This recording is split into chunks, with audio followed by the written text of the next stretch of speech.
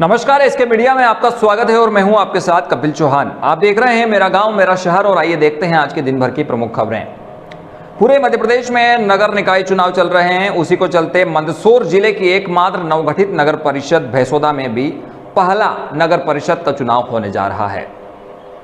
लेकिन इस चुनावी घमासान में कहीं ना कहीं काफी बातें सामने निकल कर आ रही है। बीजेपी में अंतःकलह के चलते गुटबाजी दिख रही है, तो कांग्रेस में अभी तक लिस्ट जारी नहीं होने के चलते उम्मीदवारों को लिस्ट का इंतजार है और असमंजस की स्थिति बनी हुई है। आइए देखते हैं क्या है पूरी खबर। मंदसौर जिले की एकमात्र नवगठित नगर परिषद भैंसोदा में चुनावी घमासान चरम पर है। नई नगर परिषद का पहला नगर परिषद अध्यक्ष बनने के लिए दावेदार अपनी अपनी समीकरण जमाते नजर आ रहे हैं। नामांकन के अंतिम दिन 18 जून शनिवार दोपहर 3 बजे तक कुल 92 उम्मीदवारों ने नामांकन दाखिल किया। वहीं कांग्रेस की ओर से अपने पार्षद उम्मीदवारों की अधिकृत सूची जारी नहीं करने पर एक ही वार्ड से एक से अधिक कांग्रेस समर्थित उम्मीदवारों ने नामांकन भरा। रिटर्निंग ऑफिसर नागेश पवार ने बताया कि 17 जून तक 42वां अंतिम तिथि 18 को 50 आवेदन मिलाकर कुल 92 नामांकन प्राप्त हुए, जिसमें बीजेपी के अधिकृत 15 पार्षदों के अलावा 4 बीजेपी समर्थक उम्मीदवारों ने भी नामांकन दिया।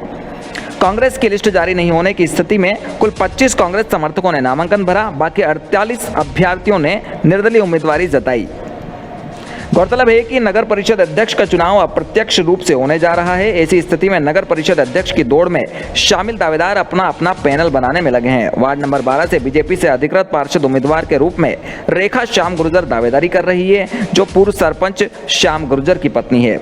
वहीं गुर्जर ने स्वयं सुरक्षा की दृष्टि से वार्ड नंबर 13 से बीजेपी समर्थक के रूप में नामांकन दाखिल किया, तो दूसरी ओर वार्ड नंबर 10 से बीजेपी से ही अधिकृत पार्षद के रूप में भाजपा से पूर्व विधायक रह चुके स्वर्गीय राजेश यादव के भाई की पत्नी सीमा राकेश यादव ने नामांकन भरा। तो श्याम गुर्जर के भतीजे की पत्नी पूजा हेमंत गुर्जर ने भी उसी वार्ड से नामांकन दाखिल कर दावेदारी जताई है। वार्ड नंबर 12 में राकेश यादव की बेटी नेहा यादव ने भी निर्दलीय नामांकन भरा है, जिससे बीजेपी में गुटबाजी साफ देखी जा सकती है।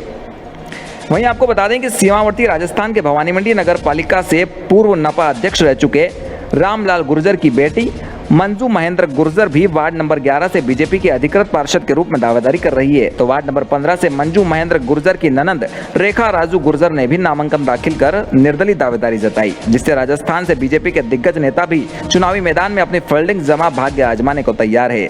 वहीं कांग्रेस में अभी तक वार्ड पार्षद उम्मीदवारों की अधिकृत लिस्ट जारी नहीं होने से असमंजस की स्थिति है, जिसके चलते कई वार्डों से एक से अधिक कांग्रेस समर्थित उम्मीदवारों ने नामांकन दाखिल किया, जिसमें वार्ड नंबर 1, 4, 8, 10, 13 से 2-2 नामांकन व वार्ड नंबर 10, 11, 14 में 3-3 नामांकन आए हैं। और अब 15 वार्डों से बीजेपी के अधिकृत पार्षद उम्मीदवारों की सूची इस प्रकार है।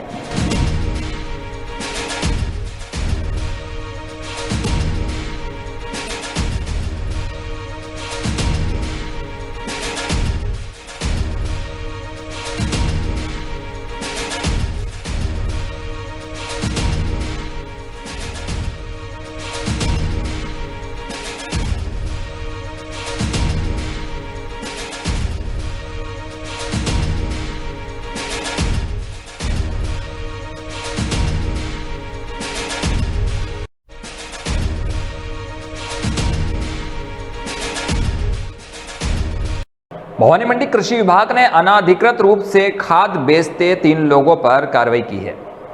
कृषि विभाग द्वारा रविवार को चौमेला कस्बे में डीएपी खाद के नाम पर जैविक डीएपी खाद बेचने वाले 3 जनों को पकड़कर गोदाम को सील किया। सहायक निदेशक कृषि विभाग भवानी मंडी के राजेश विजय ने बताया कि पिछले 3-4 दिनों से क्षेत्र में डीएपी खाद के नाम पर जैविक खाद बेचने की सूचना मिल रही थी, जिस पर विभाग द्वारा फील्ड स्टाफ को अपने क्षेत्र में निगरानी के लिए निर्देश दिए, जिस पर आज चौमेला क्षेत्र में फील्ड स्टाफ के साथ सर्च ऑपरेशन चलाया। बिलावड़ी रोड स्थित अनिल भंडारी के मकान में आधा शटर खोलकर कुछ लोगों द्वारा खाद सप्लाई करने का शक हुआ। इस पर गोदाम की तलाशी ली तो गोदाम में उपस्थित शंकरपुरी पुत्र बाबू रूपी निवासी आलोट सुरेश सिंह निवासी पड़ालसी व राधेश्याम वर्मा निवासी खुरचन या मौके पर मिले, जिससे पूछताछ करने पर बिना लाइसेंस के अवैध तरीके से खाद का स्टॉक कर विक्रय कर रहे थे, जो कि गैर कानूनी है। गोदाम में जैविक खाद के लगभग 265 कट्टे, जैविक उर्वरक के 500 कट्टे सहित छोटी बड़ी खेती किसानों से जुड़ी सामग्रियां, दवाइयां व बॉक्स मौके पर मिले, जिनके सैंपल लिए उर्वरक परीक्षण प्रयोगशाला में जांच हेतु भेजा। गंगदार पुलिस की मौजूदगी में गोदाम को सील किया गया। चौमेला से इसके मीडिया के लिए रमेश मोदी। सहायक निदेशक कृषि विस्तार भवानी मंडी में कार्यरत हूँ। अभी 2-3 दिन पूर्व से भवानी मंडी क्षेत्र के किसानों द्वारा नकली खाद या जैविक डीएपी के नाम से बेचने की सूचना हमको प्राप्त हो रही थी। तो उस सूचना के आधार पर हम कल यहाँ आए चौमेला, और इस क्षेत्र में हमारा सर्च विभाग के हमारे कार्मिक श्री विशाल जैन और हरिशंकर जी और अन्य हमारे कृषि पर्यवेक्षक इनके द्वारा हम सर्च कार्रवाई कर रहे थे। और सुबह हमें ये गोडाउन को मिला जहाँ से एमपी के व्यापारी द्वारा एक ऑर्गेनिक फर्टिलाइज़र नाम की बेच रहे हैं, और जिस पे कोई कंटेंट नहीं है कि उस पर क्या कंपोजिशन है, और ये कि कुछ बायो पोटाश की भी हमें बॉटल्स मिली हैं, और इसको भी हम लोगों ने सैंपल ले रहे हैं, सर्वे करिए उसको सैंपल को लेकर हम हमारी जो फर्टिलाइजर टेस्टिंग लैब है वहाँ भिजवाएंगे। उसके बाद जो परिणाम प्राप्त होगा। और रुकते हैं एक छोटे से ब्रेक के लिए, उसके बाद बने रहेंगे एसके मीडिया में। तब तक के लिए देखते रहिए एसके मीडिया।